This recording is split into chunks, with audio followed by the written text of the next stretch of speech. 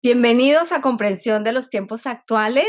Hoy iniciamos la primera sesión de Lógica y Argumentación con el profesor Luis Rogelio Garavito. Él ha sido una bendición. Le hemos pedido que por favor nos dicte esta clase porque es muy importante para nosotros ser entendidos en los tiempos y poder entender lo que es la lógica, la argumentación, qué es lo que vemos en las noticias, qué es lo que leemos, cómo pensar críticamente, cómo entender qué está bien, qué es un buen argumento, qué es un mal argumento. A veces nos comemos todos los discursos tal como vienen y esta clase nos va a ayudar a ser entendidos en los tiempos. Entonces, los dejo con Beatriz. Por favor, ora por esta clase y le damos lugar al profesor Garavito. Bueno, Padre, yo te doy gracias por este día. Te doy gracias por la oportunidad que tenemos de cada día conocer más de ti, Señor. Gracias, Señor, porque tú eres bueno, porque tú eres fiel y porque tú nos regalas estos espacios con personas tan especiales, Señor, tan estudiosas como el profesor Garavito. Yo te pido que tú seas obrando y que seas hablando a nuestros corazones conforme a tu propósito en la vida de cada uno de los que estamos hoy aquí y lo que más adelante vamos a escucharlo. En el nombre de Cristo Jesús. Amén. Bueno, y que el Señor les bendiga a todos los que están ya atentos a los diferentes programas, cursos y conferencias que se dan desde Comprensión de los Tiempos. Creo que es un esfuerzo que ha bendecido a cientos de personas, miles de personas ya durante el tiempo que el Señor les ha permitido. Y este día vamos a iniciar una presentación, una introducción a los elementos básicos de este tema que es muy, muy importante y que es lo de la lógica y la argumentación. Vamos a tratar en todos los temas de mantenernos alineados con la lógica y la argumentación que vemos en la Biblia y de ejemplos bíblicos y de esas cosas, porque estos cursos van a servirnos también de introducción, de base, son herramientas que necesitamos utilizar para la lectura bíblica, para la homilética, para el tema el diálogo al momento de compartir el mensaje de la palabra del Señor. Y en general es una herramienta útil para todas las áreas y ejercicios y actividades que nosotros realizamos, porque como seres humanos el Señor nos ha dado el don del habla, del razonamiento y del habla, y eso nos lleva siempre a estar comunicándonos de diferente forma, ya sea oral, ya sea escrita, ya sea a través de otras lenguas y formas de comunicación. Fíjense, yo quiero iniciar este día leyendo un pasaje de Colosenses, que vamos a regresar a este pasaje en diferentes ocasiones, el pasaje de Colosenses, que dice, usen su inteligencia para tratar como se debe a los que no confían en el Señor o los que no confían en Cristo. Aprovechen bien cada oportunidad que tengan para conversar con ellos. Hablen siempre de cosas buenas, díganlas de manera agradable y piensen bien cómo se debe contestar a cada uno.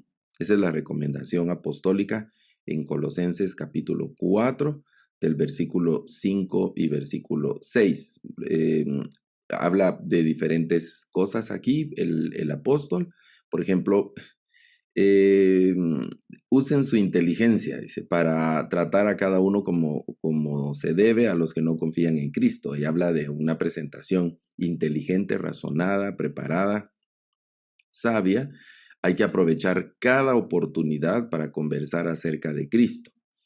Y también dice, hable de buenas cosas y díganlas de manera agradable, de una manera apropiada, de una forma apropiada. Nosotros podemos decir todo lo que pensamos, todo lo que decimos. A veces, en ocasiones podemos pensar, es que yo soy muy sincero y yo siempre digo lo que pienso. pero no siempre lo decimos de la mejor manera. Y yo recuerdo que hay un autor dice en alguna oportunidad, hay que decir lo que se piensa, pero hay que pensar lo que se dice. Y eso, por ahí va este curso, dándonos algunas herramientas para que nosotros podamos armar de mejor manera nuestras expresiones y que podamos también evaluar y saber cómo podemos contestar a cada uno y cómo vamos a decir las cosas de una manera apropiada, de una forma apropiada. Para saber cómo contestar, cómo dialogar, cómo argumentar, cómo presentar defensa frente a otros argumentos y cosas como esas. Entonces, en esta primera sesión vamos a hablar de algunos conceptos básicos, vamos a hablar de algo de historia, y algunos usos que tiene el idioma, el lenguaje que nosotros utilizamos para conversar. Veamos algunos conceptos básicos de la lógica y ahora la lógica como instrumento en la argumentación. El estudio de la lógica como disciplina humana es un estudio amplio y ya en el siglo XXI en el que nosotros estamos, tiene diferentes usos y como vamos a conversar un poco más adelante, vamos a ver que ha tenido un desarrollo histórico también desde hace mucho tiempo atrás hasta la forma en la que nosotros la tenemos hoy. El énfasis y la orientación que en este curso vamos a dar a la lógica o lo que nos interesa para el curso en la lógica es lo que tiene que ver con asuntos de argumentación. La lógica tiene otros matices, tiene otros rostros, pero en este curso nosotros no los vamos a abordar porque lo que nos interesa tocar de la lógica es, les decía, todo lo que tiene que ver con el tema de los insumos que nos da para la argumentación. Veamos algunos conceptos básicos entonces de la lógica. Y los conceptos básicos de la lógica en la argumentación son, en primer lugar, las premisas, que son las razones o las evidencias que uno va a presentar en un debate, en un diálogo. Luego la conclusión que se saca o a la que se llega a partir de esas premisas. Este lenguaje lo vamos a ir consolidando y reforzando conforme vayamos avanzando en las sesiones que nos estamos proponiendo. También la conclusión es una tesis o una afirmación principal, que es lo que se busca aprobar. Todo eso se conecta a través de un proceso que vamos a llamar razonamientos o las inferencias.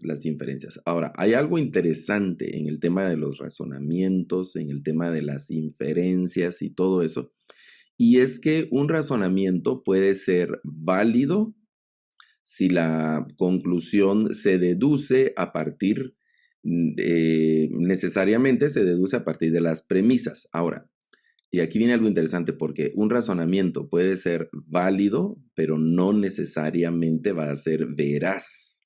Aunque sea válido, no puede representar veracidad. Y aquí las cosas se empiezan a poner interesantes porque de eso se trata precisamente este curso, es que podamos identificar propuestas que tienen una apariencia de verdad, que tienen una apariencia de genuinas, pero que en realidad no representan un juicio verdadero, aunque tengan un razonamiento lógico, una estructura válida, pero que aún así no representa un razonamiento verdadero. Un argumento es válido, bueno, eso es lo que estamos diciendo, si se deduce de las premisas, pero no necesariamente puede ser veraz, no necesariamente puede ser exactamente veraz. Por eso, este pasaje de Colosenses nuevamente, fíjense, el apóstol Pablo en Colosenses, preocupado por el desarrollo de los hermanos, les dice ahora, vivan en el Señor Jesucristo de la manera que lo recibieron. Y aquí hay dos actividades importantes, arraigados y sobreedificados en Él, profundamente.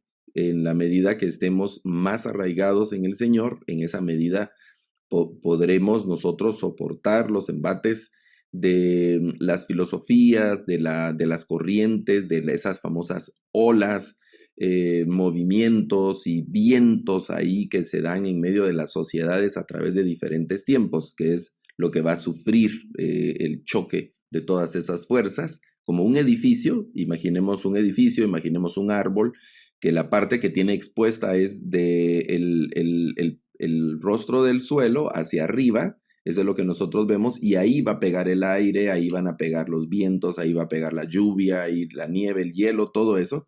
Pero mucho de la fortaleza de esa edificación va a depender de cuánto esté cimentado, qué tan bien y en dónde esté cimentado. Nosotros tenemos el ejemplo en la Biblia de aquel hombre insensato que hizo su casa, pero en la arena. Le fue muy fácil hacer su casa, la levantó, la edificó, todo se miraba muy bien, hasta que vinieron las lluvias y vinieron los vientos, y entonces todo eso azotó contra la parte que está expuesta y la derribó. En cambio, el otro hombre, con más sabiduría, claro, eso representó más esfuerzo, más trabajo, más sudor, más lágrimas, muchas más horas y bueno, tantas cosas para edificar su casa sobre la roca. Y cuando vinieron todas aquellas cosas que golpearon contra la parte expuesta de aquella edificación, esa casa logró sobrevivir, no fue derribada. Por eso aquí el apóstol usa estas dos expresiones: arraigados y sobreedificados en él, confirmados en la fe, rebosantes en acciones de gracias. Aquí hay una serie de cosas que pues no tenemos el tiempo hoy como para puntualizarlas cada una. Luego dice, es como, así como fueron enseñados. Cuídense de que nadie los engañe mediante filosofías y huecas sutilezas que siguen tradiciones humanas y principios de este mundo, pero no van de acuerdo con Cristo.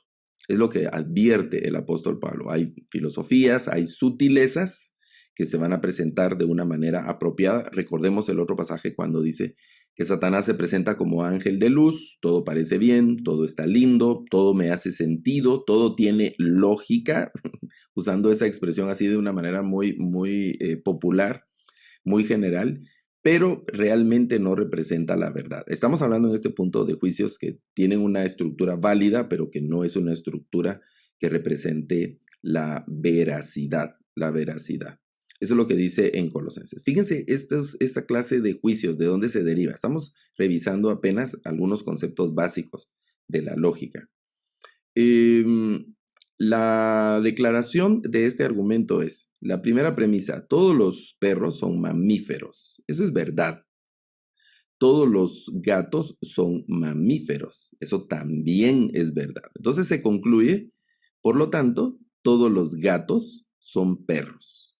Eso ya no es verdad. El argumento es válido porque la conclusión deriva de las dos premisas que se presentaron. En este silogismo que es muy básico, este argumento que es muy básico, la primera premisa, que son las premisas, son los primeros, cada uno de las afirmaciones o de los juicios que se determinan. Todos los perros son mamíferos, eso es verdadera, es una premisa verdadera. Todos los gatos son mamíferos, también es una premisa verdadera. Pero la conclusión, todos los gatos son perros, ya no es una premisa verdadera, es una conclusión falsa.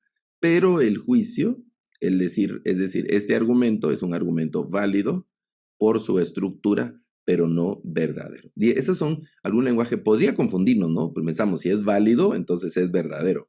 En el lenguaje de lógica, no necesariamente la validez representa veracidad. Y ese tipo de cosas nosotros tenemos que estar atentos en el momento de todo lo que se mueve en el ambiente y otras cosas para determinar la veracidad. Nos interesa más que la validez de un argumento, la veracidad de lo que nos están presentando, de lo que estemos escuchando, lo que estemos leyendo o de lo que nosotros mismos estemos pensando. Entonces, hemos hablado ya de algunos de los conceptos básicos, la validez, la veracidad, los juicios, las premisas, y también hay que definir algunos tipos de argumentos, Por ejemplo, el argumento deductivo, que se basa en la certeza. Y esto deriva, si las premisas entonces son verdaderas, la conclusión es necesariamente verdadera. Hemos visto que en algunos casos eso podría no ser de esa forma, ¿no? Tenemos todas las premisas verdaderas, pero en algún momento la conclusión podría no serlo. Eso es el planteamiento inicial de los juicios deductivos. Luego, la parte inductiva. Los argumentos inductivos se basan en la probabilidad. La conclusión es una generalización o inferencia basada en la observación de casos particulares y no garantiza la verdad absoluta. Los argumentos deductivos. Y el argumento abductivo, que es un tipo de razonamiento que llega a la conclusión, a una conclusión más probable a partir de una serie de observaciones. Entonces, podemos hacer deducciones, podemos hacer inducciones y podemos hacer abducciones dependiendo del tipo de argumento que se esté dando. Aquí apenas estamos diciendo los conceptos básicos y en sesiones posteriores vamos a ampliar esos conceptos ya con algunos ejemplos y la relación que tienen con otros temas. También dentro de estos conceptos básicos es importante que nosotros tengamos en mente la manera en cómo podemos evaluar la lógica de un argumento. ¿Cómo vamos a hacer para evaluar entonces la lógica de un argumento? Hay 3 pasos importantes que luego estos igual vamos a ampliarlos en las sesiones siguientes. Que la primera es verificar la validez de un argumento. La validez de un argumento depende de si su estructura es lógica. Si la estructura lógica es correcta, es decir, la conclusión debe estar conectada y debe derivarse lógicamente de las premisas que se han propuesto. Los argumentos básicos más sencillos tienen 2 premisas. Una primera premisa, una segunda premisa, pero no siempre los argumentos son así. Hay argumentos que tienen una estructura distinta, con argumentos que son mayores, argumentos menores, con argumentos en algunos casos con mayor jerarquía que otros. Pero básicamente la validez de un argumento consiste en si la conclusión deriva o no de las premisas que se han presentado. Bueno, entonces es un primer paso, verificar la validez. Luego verificar la solidez del argumento. Un argumento es sólido si es válido y sus premisas son verdaderas. Los argumentos pierden solidez en la medida en que alguna de las premisas es falsa o la conclusión no se conecta con las premisas que se han propuesto. Va perdiendo solidez. Para que un argumento sea sólido, ahora ya no solo tiene que ver la estructura del argumento, sino que tiene que ver la veracidad de un argumento. Puede ser válido, pero no sólido. O hemos hablado de puede ser válido, pero no veraz también. Bueno, este es el tipo de argumento más convincente. En general, la habilidad, o vamos a ver, la efectividad de un argumento en cuanto a convencernos, aceptar, recibir o no un determinado argumento o la conclusión de un argumento, va a depender también de la habilidad del que está presentando el argumento. Por ahí, más adelante vamos a hablar, por ejemplo, de la demagogia, y la demagogia es precisamente armar argumentos que tienen la apariencia de sólidos, de veraz, pero en realidad no lo son. Por ahí hay una parte en la que el argumento falla y hace que el argumento no sea sólido, pero que se insiste y en la manera en la que se presenta es para convencer a otra persona utilizando el error. Y normalmente la demagogia se utiliza como un método de engaño, ¿verdad? Eso lo vemos en diferentes campos, desde la política hasta los negocios. Pues habrá que decirlo, ¿no? También podríamos hablar de predicaciones o de predicadores demagogos que utilizan este tipo de argumentos que no representan la verdad, pero que se presentan como que son la verdad, sin embargo no representan la verdad. Y basta con una verificación para determinar la solidez o no del determinado argumento. El otro paso es identificar las falacias. ¿Cómo voy a saber si un argumento es válido, si un argumento es sólido? Sobre todo si es sólido, pues debo identificar si hay en el argumento la presencia, si ese argumento tiene la presencia de alguna de las falacias. En la segunda sesión vamos a hablar de algunas de las falacias y en el curso de las demás sesiones, pues por ahí van a ir apareciendo las falacias de diferentes tipos. Bueno, hay que identificar las falacias. Oímos un argumento y decimos, bueno, lo que está ocurriendo con este argumento es que está usando esta estructura o este instrumento que es una falacia. Ese es el lenguaje en esta discusión lógica de la argumentación. ¿Qué son las falacias? Las falacias son errores de razonamiento que hacen que un argumento parezca válido cuando en realidad no lo es. No lo es el argumento. Las falacias son apariencias. Las falacias no necesariamente son mentiras. Algunos piensan que falaz es sinónimo de mentira y en un sentido sí, pero en otro sentido no necesariamente.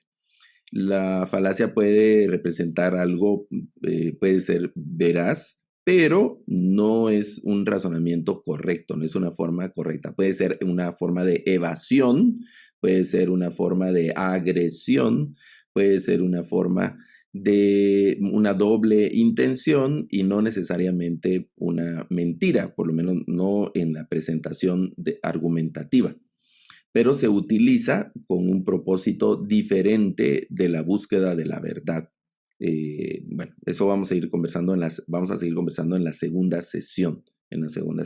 Entonces, estos pasos para evaluar lógicamente a un argumento es verificar la validez, verificar la solidez, verificar la presencia o no de falacias en determinado argumento.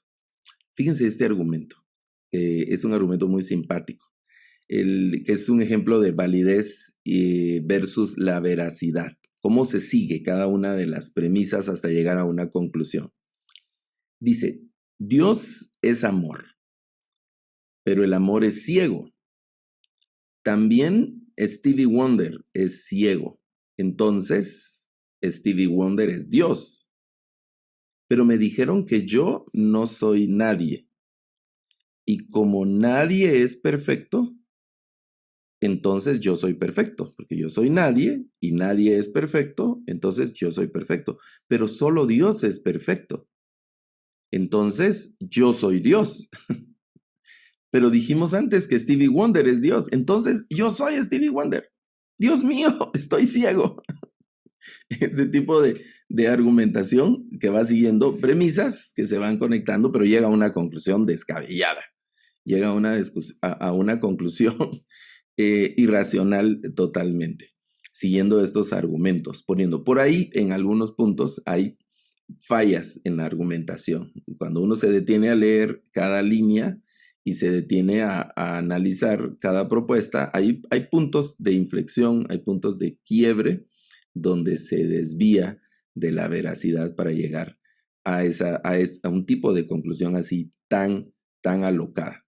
El pasaje de Eclesiastés que dice que el principio del discurso de algunas personas es insensatez y el final es una terrible locura cuando se empieza a argumentar de una forma equivocada y se llega a conclusiones terribles aún.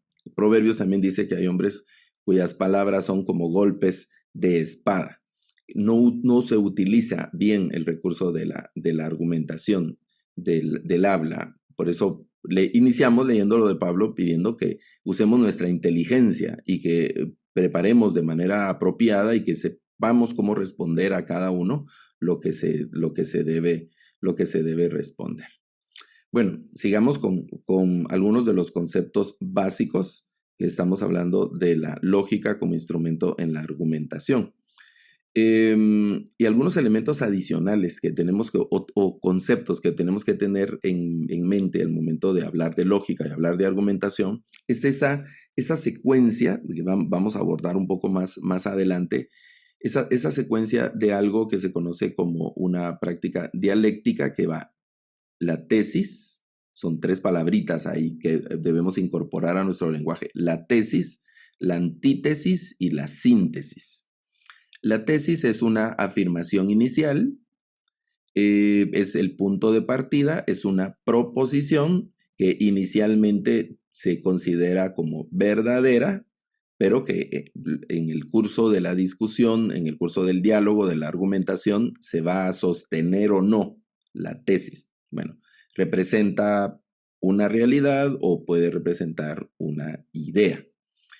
En el campo de la investigación académica, se dice que al final de algunas carreras universitarias hay que redactar una tesis. Normalmente la tesis es una propuesta inicial que se hace desde una forma positiva y posteriormente eso se debe de comprobar o no, esa tesis, a través de una investigación. Hay diferentes métodos de planteamiento de tesis, hay diferentes métodos de comprobación de tesis y así. Bueno, en este lado del uso del término tesis dentro de la lógica de la argumentación, hay que decir entonces eso, ¿no? Que la tesis es la afirmación inicial, va a ser un punto de partida, es una proposición que se considera verdadera y que representa algo que vemos en la realidad o alguna idea, algún concepto. Frente a la tesis se propone una antítesis. La antítesis es la idea que se opone directamente a la tesis. Esta se va a plantear como una negación de la tesis o una contradicción y va a representar un conflicto. Por ahí, en una de las sesiones siguientes vamos a hablar de los dilemas. Tenemos que meditar juntos, conversar aquí acerca de los dilemas que están dentro de este campo de las antítesis. Eso también se conoce como controversia. Una controversia es el asunto sobre el que se debate y no hay un acuerdo establecido. Por eso se habla de una controversia. Ojo, porque no estamos hablando de pleito, no estamos hablando de agresión, de insultos. Esa no es una manera de argumentación. En una de las sesiones vamos a hablar el tema ese de airarse pero no pecar. Bueno, adelanto algo, hay un pequeño refrán que a mí me gusta mucho desde que lo escuché y lo trato de aplicar. No siempre lo logro, pero lo trato de aplicar cuando dice: no grites, en el sentido ahí de enojo y otras cosas, no grites, sino mejora tu argumento. No grites, ¿no? El grito trata de imponer, el grito rompe, el grito agrede, el grito, bueno, de esas cosas, en medio de una argumentación. Entonces, no se trata de agredir, no estamos hablando aquí en la antítesis, no es una pelea, no es una discusión airada, sino que sencillamente es la idea opuesta. Y eso va a generar una controversia, hay un conflicto. Y eso se debe dialogar, ¿no? Luego de ese debate, se llega necesariamente a una síntesis, y las síntesis es la resolución de esa tensión generada entre la tesis y la antítesis, esa tensión que se generó ahí por la controversia. Entonces ahora eso aterriza en algunos conceptos, esa síntesis, y ahora la controversia se resuelve y el tema y el asunto que es de lo que se ha estado discutiendo. Bueno, se dice también que la síntesis se convierte en una nueva tesis y ahí se vuelve una cadena de tesis, luego antítesis, eso llega a una síntesis, pero esta síntesis ahora es una nueva tesis que se le presenta a una nueva antítesis y así. La argumentación humana, la discusión de los conceptos de la humanidad viene desde hace miles de años, desde el mismo momento de la creación, y eso ha venido, como, si ustedes quieren, como esa imagen de una bola de nieve descendiendo por la colina, haciéndose más grande, más compleja, por ratos como que se divide y se van haciendo espacios y se van como especificando las disciplinas y los temas de discusión. Así ha pasado con la ciencia, por ejemplo. Inicialmente la ciencia no era tan específica y hoy nosotros tenemos tantas disciplinas científicas. O en la medicina, por ejemplo, la medicina antes era muy general y ahora tenemos especializaciones y tenemos subespecializaciones. Hace un tiempo yo escuché, por ejemplo, de la traumatología, ¿no? Que son una medicina reconstructiva, una medicina que pues, cuando una persona sufre un golpe en su cuerpo, lo restauran. Pero hay traumatólogos de las manos, que su especialidad son las manos, y hay traumatólogos de la mano izquierda, solamente de la mano izquierda, y traumatólogos de la mano derecha. Eso, eso se me hizo algo tan increíble que hayan personas así. O, por ejemplo, oncólogos que se especializan en oncología hepática pediátrica y cosas como esas que cada vez se va especializando y especializando y especializando.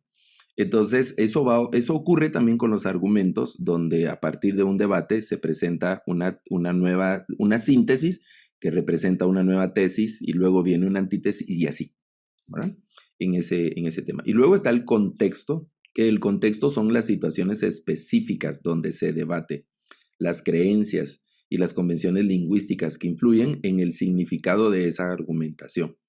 Por eso, no es lo mismo, definitivamente no es lo mismo que discutamos nosotros acerca de un tema X, ahora, por ejemplo, en Latinoamérica, en el siglo XXI, que ese mismo tema se hubiese discutido hace 10 años, o la discusión que habrá acerca de ese tema dentro de 10 años. Dentro de 10 años el tema probablemente se discutirá, se continuará discutiendo, se continuará debatiendo, pero el contexto será diferente, será distinto. Entonces se llegarán a nuevas síntesis, habrán nuevas antítesis y eso generará una nueva dinámica en el diálogo. Vean este ejemplo de Mateo en relación a esa tríada de tesis, antítesis y síntesis. De hecho, se dice que y les animo a leer ahí el Sermón del Monte, luego de las bienaventuranzas de Mateo capítulo 5, que hay un conjunto de esta estructura dialéctica de tesis, antítesis y síntesis en lo que nuestro Señor Jesucristo propone. Yo he elegido Mateo 5, del 21 al 26. Dice en este pasaje, Jesús les dice a la gente que le está escuchando ahí en Mateo 5, que todo este pasaje, Mateo 5, 6 y 7, se conoce como el Sermón del Monte. Bueno, a partir del capítulo 21, dice, ustedes han oído que se dijo a los antiguos, no matarás, que cualquiera que mate será culpable de juicio.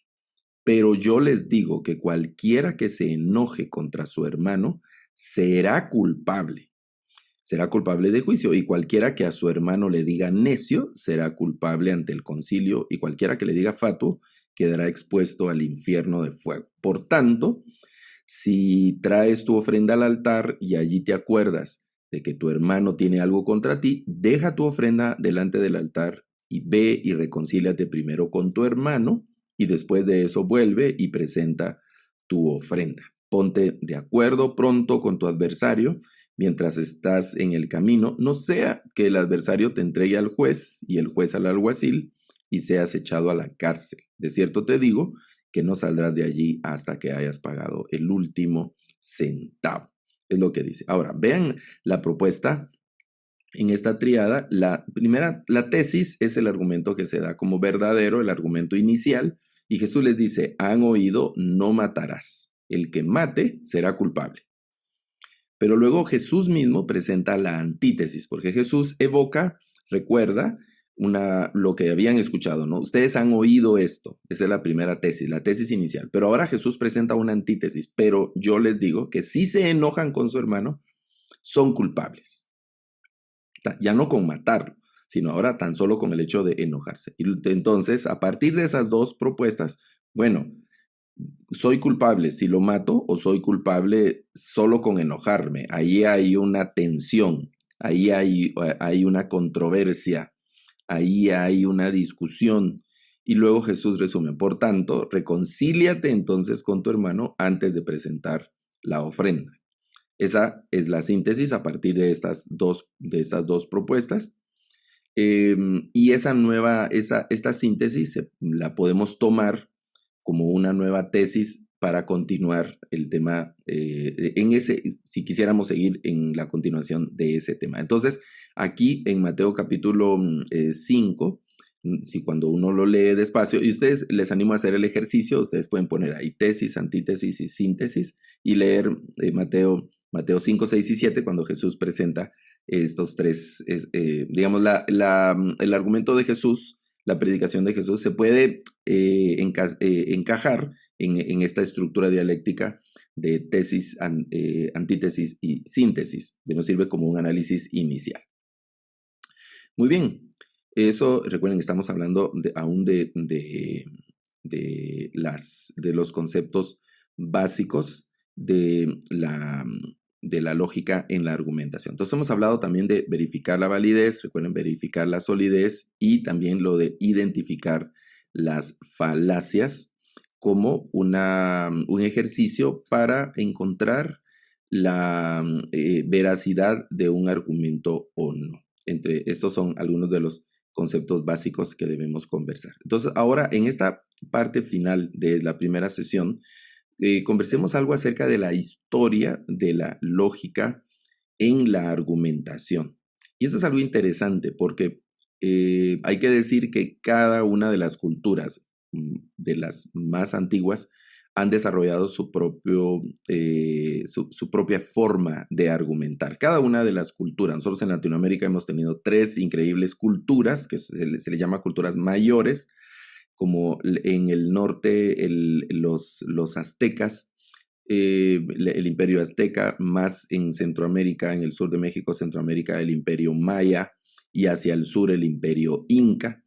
En Latinoamérica, que fueron grandes civilizaciones con impresionantes ciudades, con un desarrollo arquitectónico, con un desarrollo político, un desarrollo científico vamos a decir, en su forma, medicina, política, tecnología, la propia filosofía,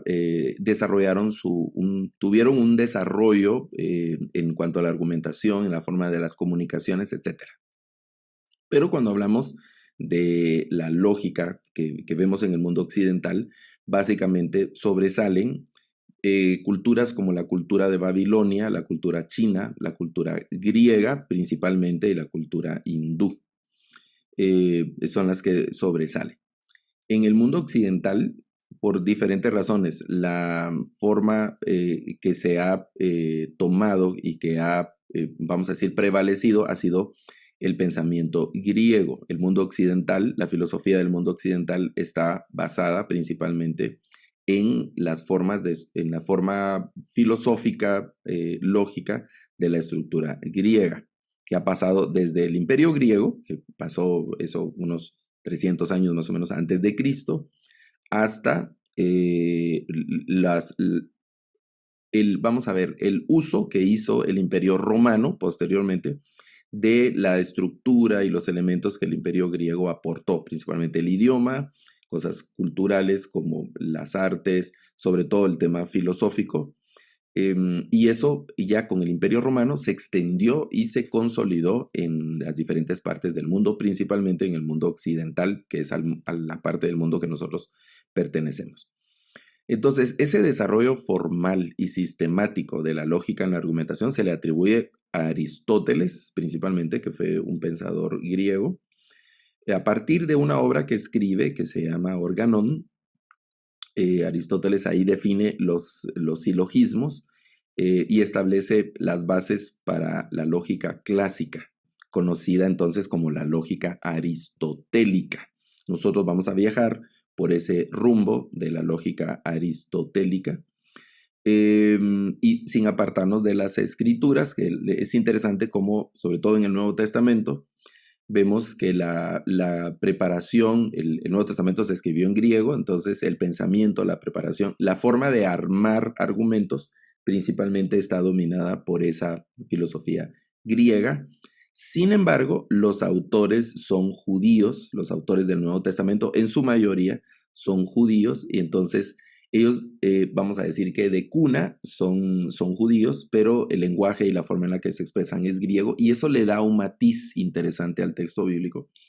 Por eso, de lo que se dice de los hebraísmos, pues el pensamiento del autor, los hebraísmos que se dicen en griego, porque culturalmente la formación y el pensamiento de las personas es hebraico, pero se expresa en un idioma que no es su idioma natal, por lo menos no en la mayoría de los casos de los autores del Nuevo Testamento. Es como cuando nosotros los latinos, que nuestro idioma inicial, nuestro idioma de cuna no es el inglés, por ejemplo, y se nos pide que pensemos en inglés, ¿verdad? Ese es un esfuerzo que a mí personalmente me pone un poco nervioso. ¿Cómo hago yo para pensar en inglés? Y apenas logro pensar en español y cosas como esas, ¿no? Pero ese es el desafío. Entonces yo estoy pensando normalmente en español, que es mi idioma natal, y luego le expreso en inglés y esa dualidad. Y luego hay expresiones, formas, estructuras, el idioma que está conectado a la cultura y cosas como esas. Ese es el esfuerzo también que hay en nuestros pueblos con nuestros hermanos latinoamericanos que son indígenas, que se les ha propuesto que ellos piensen en español. Su idioma materno es el quechua tal vez, su idioma materno es algún idioma, el embará de alguna de las regiones amazónicas, o el quiché, o el náhuatl, bueno, de alguno de los idiomas en México, o así, ¿verdad? De nuestros pueblos indígenas, pero por la colonización y por el tema del avance de las culturas dominantes, se les obliga a expresarse en español. La educación ha sido en español, los servicios de justicia y de salud son en español, todo está rotulado en sus pueblos o en las ciudades en español. Entonces se les obliga a pensar en español cuando su idioma materno es un idioma indígena. Entonces sufre siempre esa tensión entre los pensamientos. Bueno, al final, lo que se sobrepuso en la cultura griega y posteriormente eso lo capitalizan los romanos es la lógica aristotélica. Estos enunciados aristotélicos evolucionaron en la Edad Media, ya en contextos europeos, y ya en ese tiempo algunas regiones del mundo oriental y en Europa estaban dominados también por la cultura islámica, y fueron bien recibidos de alguna forma estos enunciados aristotélicos, dándoles otro matiz, ¿no? Cuando se suma ya la filosofía romana y la filosofía árabe a estos matices de la lógica aristotélica. Ya en el siglo XIX o a partir del siglo XIX es cuando se desarrolla la lógica moderna. Esta lógica moderna utiliza una serie de símbolos, tablas de verdad, secuencias de comprobación de la verdad y así. Y se le vincula ya como un lenguaje también matemático. Es interesante que se le vincula estas estructuras lógicas a la investigación científica y en un lenguaje matemático. Para el siglo XX, este tipo de lógica, esta lógica ahora con aplicaciones científicas, esta lógica moderna, esta lógica simbólica, se utiliza como base también para los desarrollos de las comunicaciones, sobre todo el tema de computadoras y la informática, que tuvo un boom en el siglo XX, sobre todo en la segunda parte del siglo XX.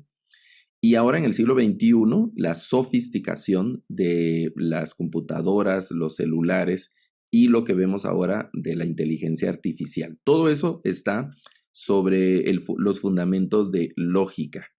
Hay probablemente en alguna ahora que lo estoy pensando, en alguna de las sesiones vamos a hablar de una estructura que son las secuencias, que es una estructura lógica también, que se llaman las cláusulas condicionales. Y en la Biblia hay una serie de cláusulas condicionales impresionantes, que es una estructura lógica de argumentación también.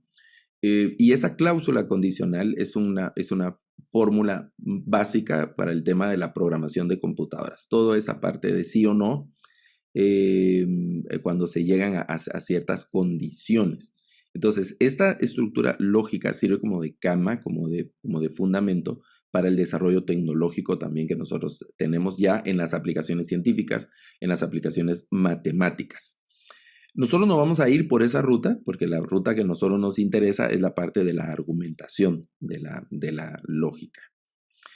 Bueno, en la antigua Grecia, empezaron a sobresalir personajes como Sócrates y como Platón, que centraron la definición de conceptos y la argumentación a través del debate.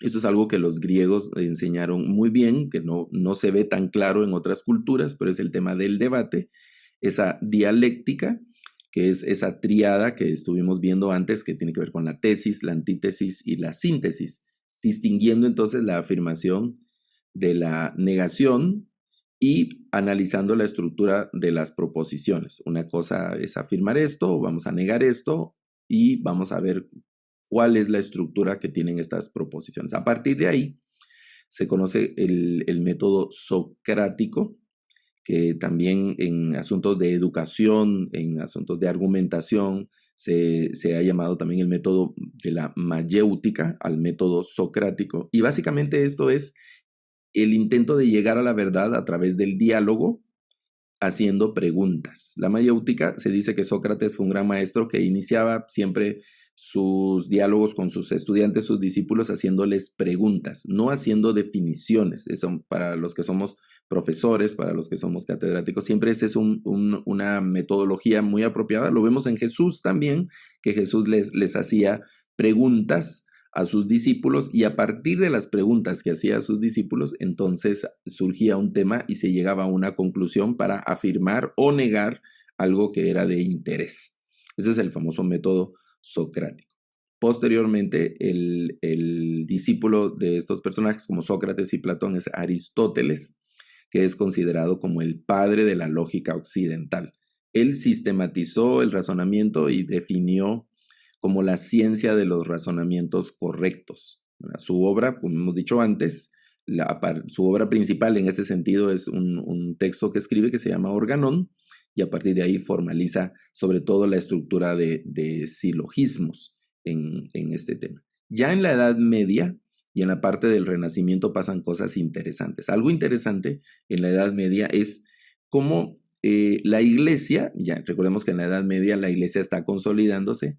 En Europa, la Iglesia toma la lógica aristotélica, que era lo que se enseñaba en los centros de filosofía, en las escuelas de aquel tiempo, y la Iglesia toma esa estructura mayéutica aristotélica y lo une con las propuestas y la forma de estudiar el texto bíblico y tratan de armonizar la fe cristiana con esos planteamientos. Y se forma lo que hoy se conoce como la escolástica o los lógicos, y hay diferentes personajes que representan estas escuelas lógicas escolásticas en los que se utilizaban los mismos argumentos filosóficos para definir, argumentar y sobre todo defender la fe cristiana en aquellos contextos. Luego, en ese mismo tiempo de la Edad Media, también hay una gran influencia islámica. Recordemos que cada cultura, hemos dicho que cada pueblo, cada cultura tuvo su propio desarrollo lógico, a lo que hoy llamaríamos su propio desarrollo lógico, propio desarrollo de argumentación y una serie de esas cosas. No pensemos que solo los griegos eran filósofos, no, hay una filosofía griega, hay una filosofía romana, hay una filosofía hebrea, hay una filosofía maya, hay una filosofía inca, hay una filosofía china, hay una filosofía hindú. Bueno, en caso de China y de la India, no es solo una filosofía china, sino que habría que hablar de regiones o comarcas de la filosofía china, de tal parte, filosofía hindú, de tal comarca, y así. Y entonces, cuando ya el mundo en la Edad Media se generaliza, y sobre todo cuando los imperios empiezan a avanzar, como el caso del imperio árabe o del mundo árabe, que fue tomando regiones y fue avanzando geográficamente, pues se encuentran con un pueblo que tiene ya formas de pensar, que tiene ya, algunos tienen ya libros, tienen escritos, tienen maestros, tienen escuelas, y eso hay una especie de simbiosis, una especie de combinación, de mezcla. O en algunos casos fue sincrética y en otros casos fue una forma de tomar los elementos importantes de cada sección para obtener un nuevo sistema.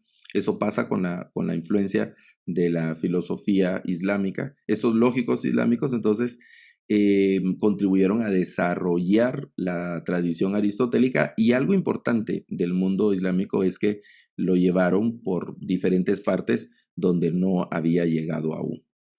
En la parte final, la parte alta de la Edad Media, también se habla de la lógica de los enunciados. Ahí se desarrollaron tratados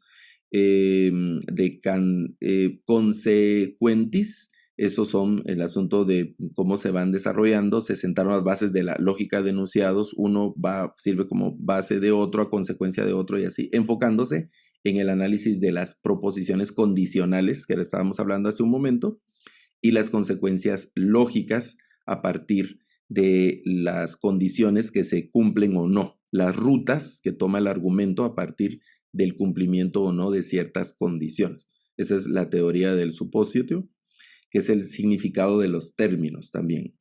Luego está, ya al consolidarse el pensamiento de algunas personas, hay una contrapropuesta a los argumentos de Aristóteles, y se conoce como hay un autor, el Francis Bacon, que escribe la Novum Organum, que es como una antítesis y respuesta al Organum de Aristóteles, rechazando el silogismo aristotélico, y se inclina más en favor del razonamiento inductivo, que está basado en la observación empírica. Y estos pasos son importantes para el desarrollo de la ciencia, la observación empírica, y que los juicios inductivos se van llevando a partir entonces de esa observación. Recuerden que el método científico es mucho más que eso, pero se ha reducido a esa frase de prueba y error, ¿verdad? Prueba y error, prueba y error. El método científico es algo empírico. La parte empírica significa que las deducciones y las conclusiones se obtienen a partir de la experimentación de las propuestas. Bueno, eso es durante la Edad Media. ¿Qué pasa ya llegando a nuestro tiempo? Y aquí estamos finalizando esta primera sesión.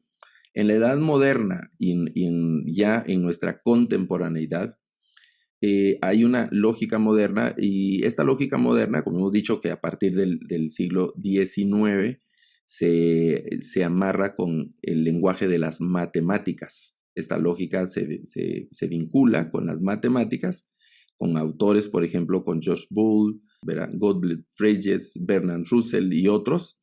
Han formalizado el lenguaje simbólico para ser utilizado en ese lenguaje matemático. Ahora, esta nueva lógica estudia las formas válidas de inferencia en los juicios deductivos e inductivos. Se basa el sistema formal axiomático. Se dice, vamos a hablar un poco más de eso en las sesiones más adelante. Algo interesante de la lógica que hemos dicho hace un momentito, ¿no? Las aplicaciones modernas. Esta lógica moderna es la base de la informática y de la inteligencia artificial, como figuras como Alan Turing, y el desarrollo de las computadoras, las redes neuronales que son artificiales, toda la parte de la inteligencia artificial que sigue utilizando esta lógica moderna para procesar la información y tomar decisiones. Esta estructura condicional vamos a revisarla con más detenimiento un poco más adelante, que es una forma de argumentación lógica. Muy bien, nos vamos a detener aquí en esta primera sesión. Un abrazo. Muchas gracias, profesor Garavito, por acompañarnos en esta clase. Solamente quiero decirle, recuerde, si usted no se ha suscrito al canal, suscríbase. Eso nos va a ayudar a propagar más rápido todas estas clases que estamos preparando. Y también póngale un me gusta, compártala con otros. Y también recuerde, sus donaciones son importantes para comprensión de los tiempos. Entonces, que el Señor los bendiga y seguimos adelante en la segunda sesión.